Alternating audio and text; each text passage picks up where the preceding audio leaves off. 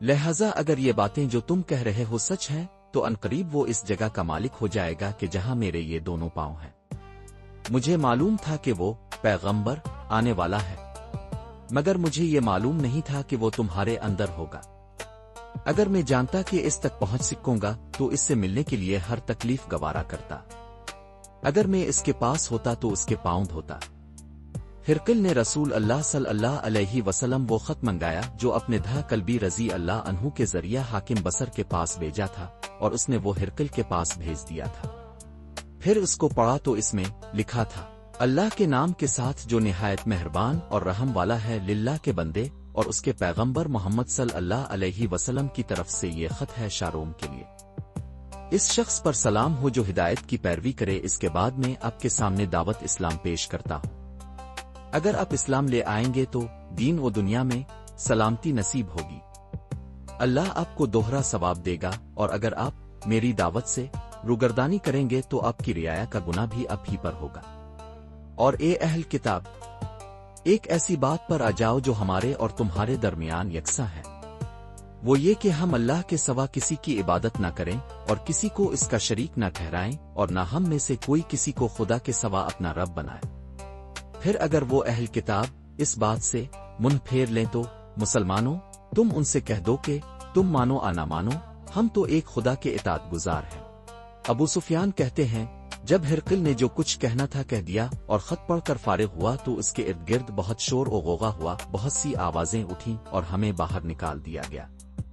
تب میں نے اپنے ساتھیوں سے کہا کہ ابو کبشہ کے بیٹے حضرت صلی اللہ علیہ وسلم کا معاملہ تو بہت بڑھ گیا، دیکھو تو اس سے بنی اصفر روم کا بادشاہ بھی ڈرتا ہے۔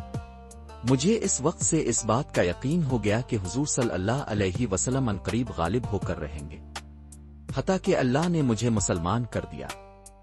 راوی کا بیان ہے کہ ابن ناطور الفالاق کا حاکم ہرقل کا مصاحب اور شام کے نصار کا لاٹ پادری بیان کرتا تھا کہ ہرقل جب الفالاق آیا ایک دن صبح کو پریشان اٹھا تو اس کے درباریوں نے دریافت کیا کہ آج ہم اب کی حالت بدلی ہوئی پاتے ہیں، کیا وجہ ہے؟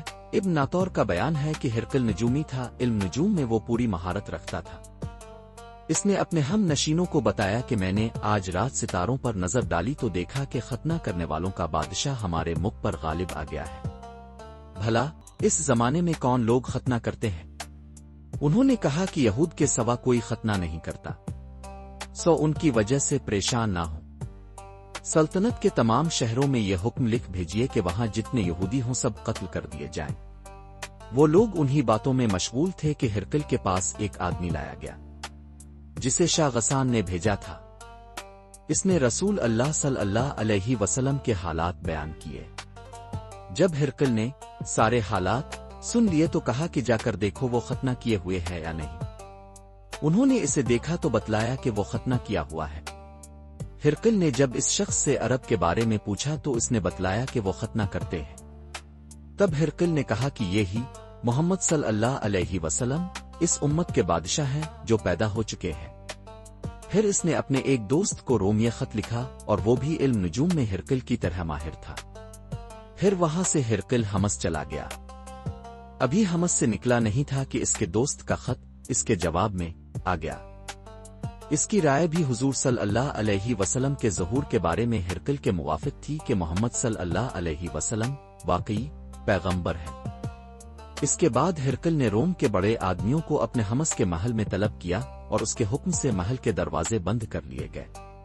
پھر وہ اپنے خاص محل سے باہر آیا اور کہا، اے روم والو، کیا ہدایت اور کامیابی میں کچھ حصہ تمہارے لیے بھی ہے؟ اگر تم اپنی سلطنت کی بقا چاہتے ہو تو پھر اس نبی کی بیعت کر لو اور مسلمان ہو جاؤ۔ یہ سننا تھا کہ پھر وہ لوگ وحشی گدھوں کی طرح دروازوں کی طرف دوڑے، مگر انہیں بند پایا۔ آخر جب ہرقل نے اس بات سے ان کی یہ نفرت دیکھی اور ان کے ایمان لانے سے مایوس ہو گیا تو کہنے لگا کہ ان لوگوں کو میرے پاس لاؤ۔ جب وہ دوبارہ آئے تو اس نے کہا، میں نے جو بات کہی تھی اس سے تمہاری دینی پختگی کی آزمائش مقصود تھی، سو وہ میں نے دیکھ لی۔ تب یہ بات سن کر وہ سب کے سب اس کے سامنے سجدے میں گر پڑے اور اس سے خوش ہو گئے۔